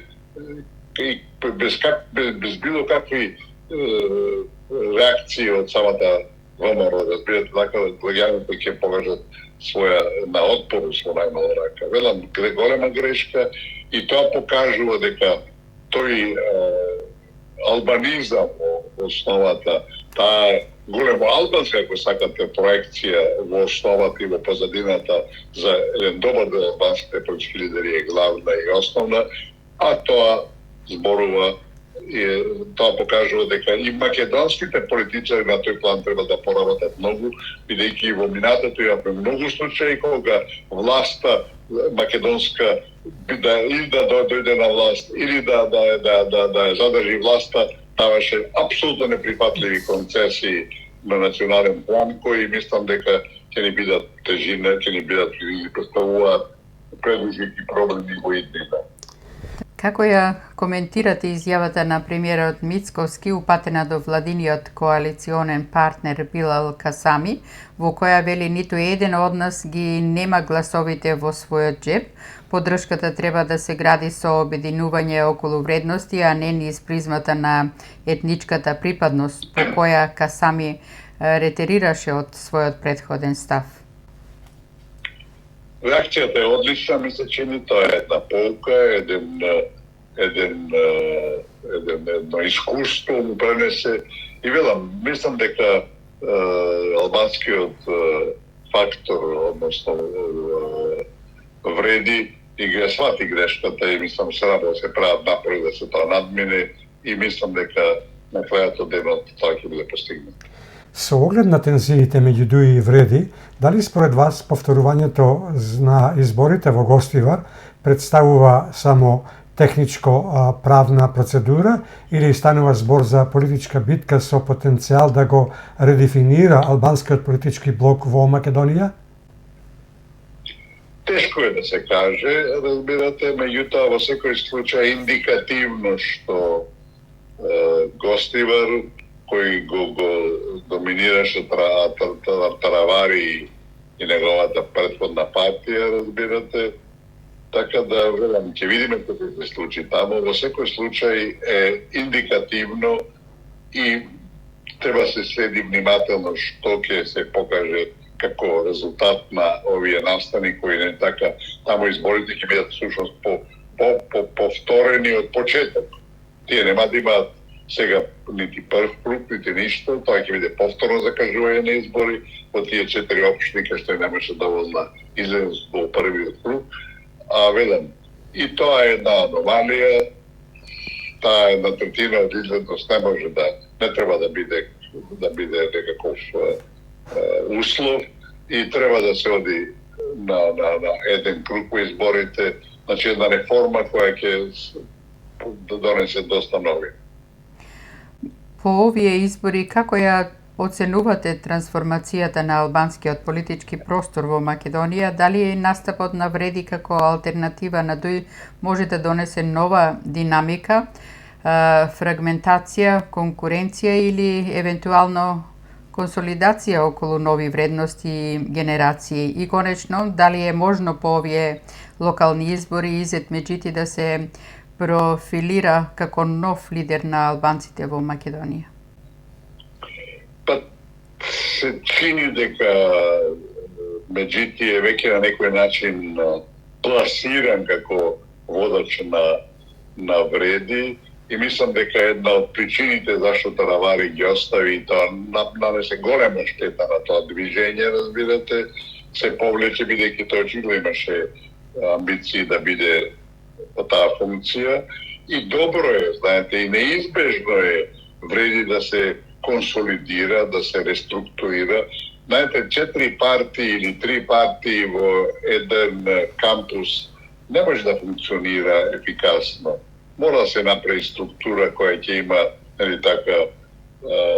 можност да реагира, да управува, да води и мислам дека после овие локални избори и успехот кој неспорно го постигна Вреди ќе им отвори простор да се реструктурираат и да се постават на една нова основа која, велам, ќе биде и во правец на се повеќе градење на граѓанско општество, кога националните интереси нема да бидат главниот повод или главниот елемент во кој ќе се гледат политиките и на парламентарни избори а особено не на локални избори. Велам, мислам дека има индикатори, да не забораваме, не така одамна албанците гласаа масовно, разбирате, еден член на фамилијата за 10 души гласаше и тоа се толерираше. Тоа беше една невидена пракса, невидена злоупотреба, невидена манипулација. И тоа, знаете, кај нас се толерираше како нешто, како некое наследство. Велам, полека одиме напред, се вршат промени, меѓутоа сепак брзината со кои се стигнува до промени треба да е поголема и да се надеваме дека после овие локални избори ќе бидеме нешто поефикасни во таа насока. Дали после тешкиот изборен дебакал кој го доживеа ДУИ и коалицијата на овие локални избори, очекувате голема мобилизација на членството и стварање немири или е дојдено времето Али Ахмети да биде испратен во политичка пензија? Мислам дека иако имаше веќе некои најави дека ќе се повлечи, мислам дека нема да се повлечи, тој од повеќе причини е тоа, разбирате, дека некоја голема реформа ќе напреднати во партијата. Исто така не очекувам, што кога останува лидерот, голем дел и од праксите останува, така да се уште ДУИ ќе биде фактор во држава, бидејќи располага со една широка поддршка меѓу албанците, а велам во целина политиките кои ги водат нема да одат. Мислам дека, знаете, албанскиот политички фактор во земјава и едните и другите се во голем дел, како би рекол, ако не водени, барем контролирани од странскиот фактор, а тој нема никакви причини да води во никаква дестабилизација на Македонија, така да маневарскиот простор на ДУИ и заканите кои во меѓувреме ги пласираше за време на подготовката на овие кампањата за овие локални избори се една празна реторика. Мислам дека такви опасности нема. Дека тие ќе претаат на некој начин, ќе претаат, али тоа нема да донесе до никакви пошироки димензии на тие нивни, ако сакате, закани, нивни предиспозиции на некој начин, зашто да не забораваме кои се нивните корени.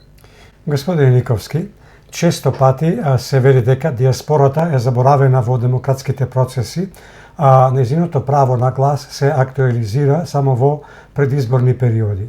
Многумина, не само од аналитичарите, туку и од граѓаните, смета дека македонските државјани кои живеат надвор од Македонија не треба да гласаат на локалните избори, затоа што не се физички присутни во општините каде што се избираат локалните власти.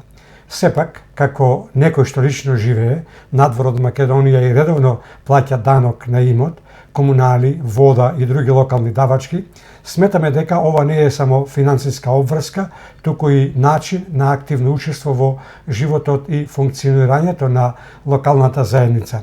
Зошто тогаш ваквиот ангажман би бил исклучен од изборниот процес? Дали навистина е демократски да се занемари гласот на овие граѓани? Според вас, каде треба да се повлече границата помеѓу правото на глас и реалното учество во локалната самоуправа? И конечно, од дипломатски аспект, како гледате на ова селективна вклученост на македонските државјани во странство во изборниот процес, особено на локално ниво?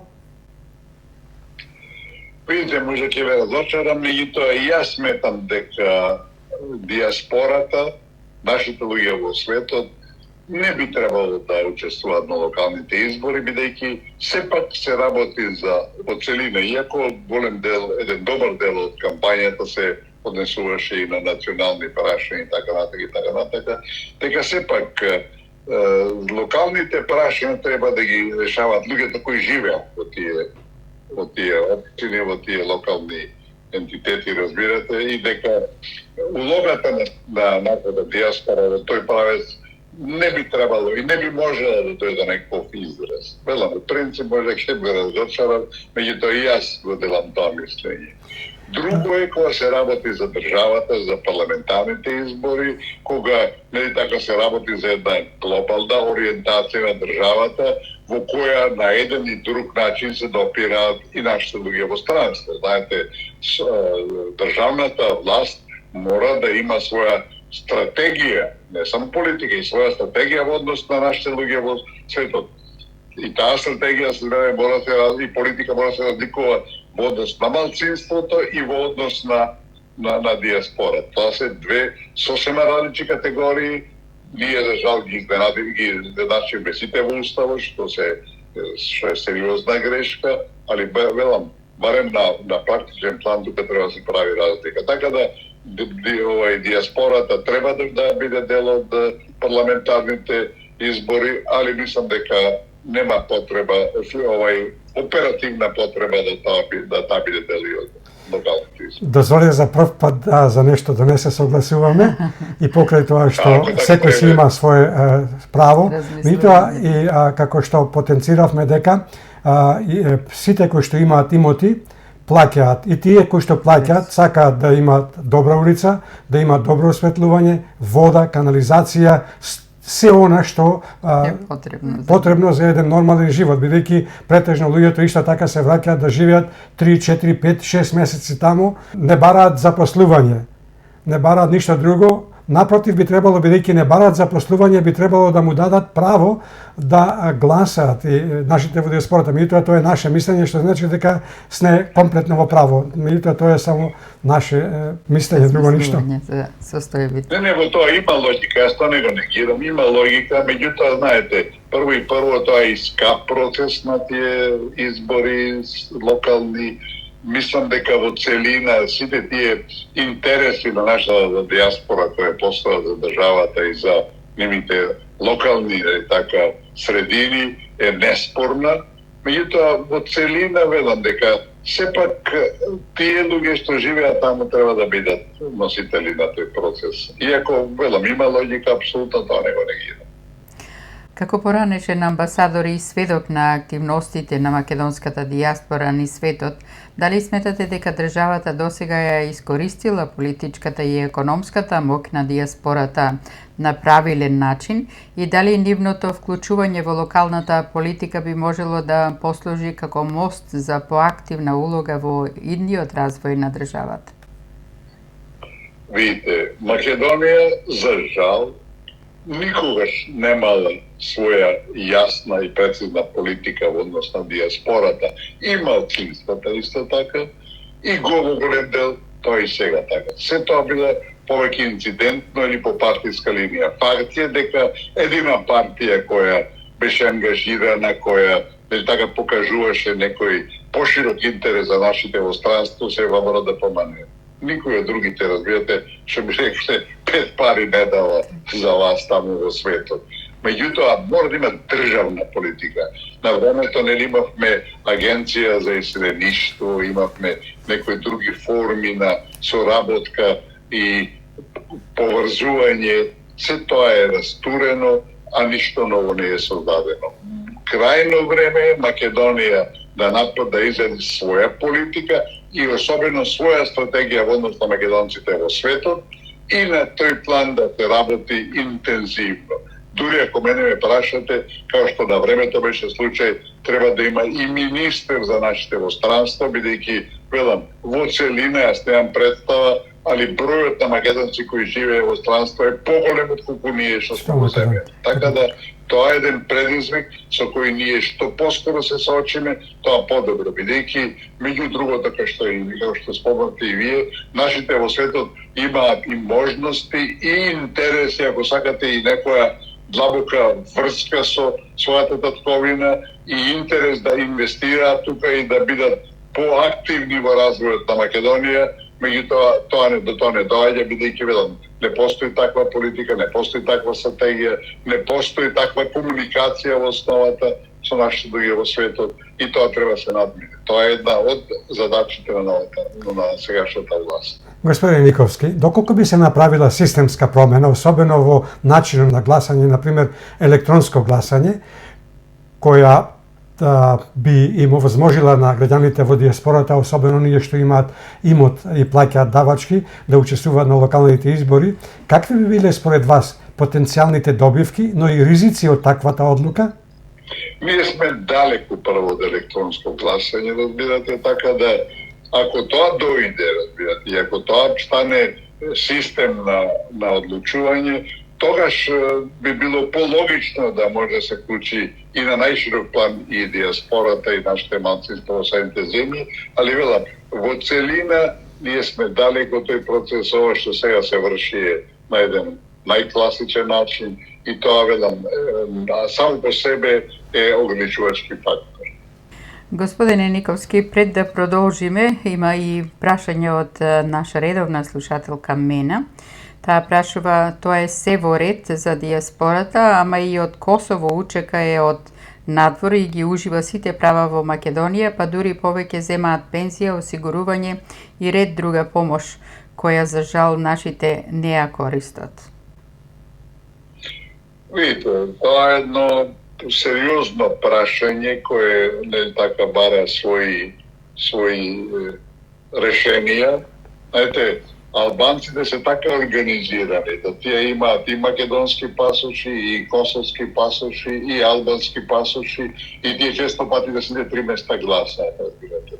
А улогата која понешните членови на учека, нели така, кои сакаат да ја уништат Македонија во земјата е реална, е исто така еден на свој начин парадокс, бидејќи ние имаме истовремено нашите бранители, чии бројни прашања не се решени. Така да и тоа е еден предизвик, знаете, кој досегашната доминација на ДУИ во власта успеваше да подметне и да наметне некои работи, кои нашите политичари, велам, тесни партиски лични интереси ги проголтува, али тоа ми се чини дека дојде крај на таквите случаи, дека новата власт нема шанси за такви манипулации и малверзации.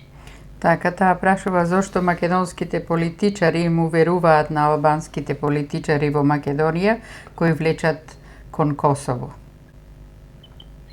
Видите, тоа е едно од суштинските прашања, бидејќи, велам, ние се уште како македонски политичари зборувам сега од национална гледна точка, тие спорни прашања се плашиме да ги ставиме на маса, пред се од некои тесни политички интереси и самиот изборен закон е така направен, да на крајот од денот улогата, односно манипулативниот простор на македонскиот победник во изборите, а нели тоа не е спорно, бидејќи македонците се големо мнозинство во државата, е на некој начин доведено во прашање. Се сеќавате, ние имавме договор меѓу партиите за после изборите да се победникот во едниот блок и други победникот од другиот блок формираат влада. Тоа е федерација, тоа е федеративен принцип. И за среќа албанците тоа предминатите веќе избори парламентарни го надмина, затоа добија таква инструкција од странство, разбирате.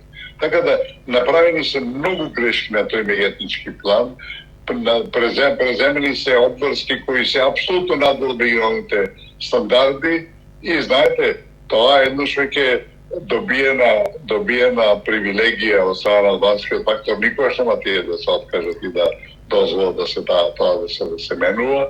Така да грешките на политичарите често пати се фатални и од нив често пати нема излез. Господине Никовски, за крај да продискутираме нешто и од областа на геополитиката. Во контекст на последните информации за откажувањето на средбата меѓу Трамп и Путин во Будимпешта, дали тоа е знак на неуспех во дипломатските подготовки или дел од поширока стратегија на САД и Русија? Видите, прво, јас би рекол дека таа не е откажена, таа средба дека е на некој начин одложена. Знаете, прво мораме да го поздравиме и да му честитаме на Трамп за револуционерната промена која доведе во американската политика, наследена уште од времето на Бжежински, на еден антисовjetизам и антируско политичко делување. Значи, Трамп покажа и докажа дека не може да се војува со Русија, бидејќи тоа не води никаде и е многу интересно за американски држави. Да нагласиме при тоа дека војната во Украина во никој случај, во ниеден момент не беше руско-украинска војна. Тоа беше американска војна против Русија, при што Украина беше само една колатерална штета. Таа држава, за жал, многу што е уништена веќе. Меѓутоа, Трамп свесен дека во иднина се појавува едно тројство на меѓународната политичка сцена, тоа е Русија, Кина и Америка, и дека било какви конфронтации на тој план водат во уништување на американските интереси. Меѓу другото, тоа имаше кажано и Кисинџер, кој беше еден од најголемите, ако не најголемиот дипломат на 20 век.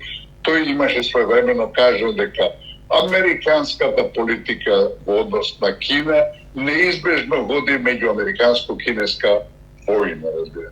Таква војна чека и на светот. Таа не може да не биде нуклеарна. А во таа војна не може да се иземе и Руската федерација, и овие обиди на претходните, на длабоката американска држава, на Бајден и на другите пред него, на Клинтон и слично, разбирате, да Сорос и така натака, има намера да ја уништи Руската федерација, да ја инхибира, да таа се занимава само со себе и со своето непосредно соседство. Меѓутоа, ведам сега, значи, тој доведе до една нова ситуација, која меѓутоа треба се разреши. Знаете, самиот Трамп кажа дека тој очекувал дека војната меѓу Украина и Русија, а практично меѓу Америка и Русија, е многу полесно решлива и дека многу побрзо ќе се најде решение. Тоа е негова погрешна проценка. Знаете, тој е бизнисмен и тој во основата мисли дека ќе седнете на маса и секоја сделка ќе се заклучи за сат, 2, 3, 5, разбирате, ќе се дадат концесии лево, десно и завршена приказна.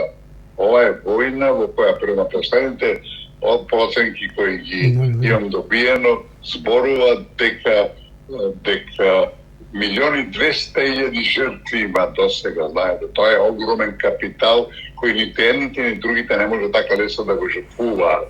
Така да, мислам дека обидите, напорите на Трамп и на председател Трамп, не така во име на Америка, остануваат, дека се прават тактички потези на еден друг начин да што поскоро се најде решение. Трамп ќе опстои на таа линија и следва ќе има дали за 3 месеци, дали за 3 недели, 3 месеци не е битно. Меѓутоа, велам, потребно е да се постигнат, да се реализират установени услови, затоа се Руската федерација има јасни цели кои мора да ги постигне и таа нема се откаже од нив.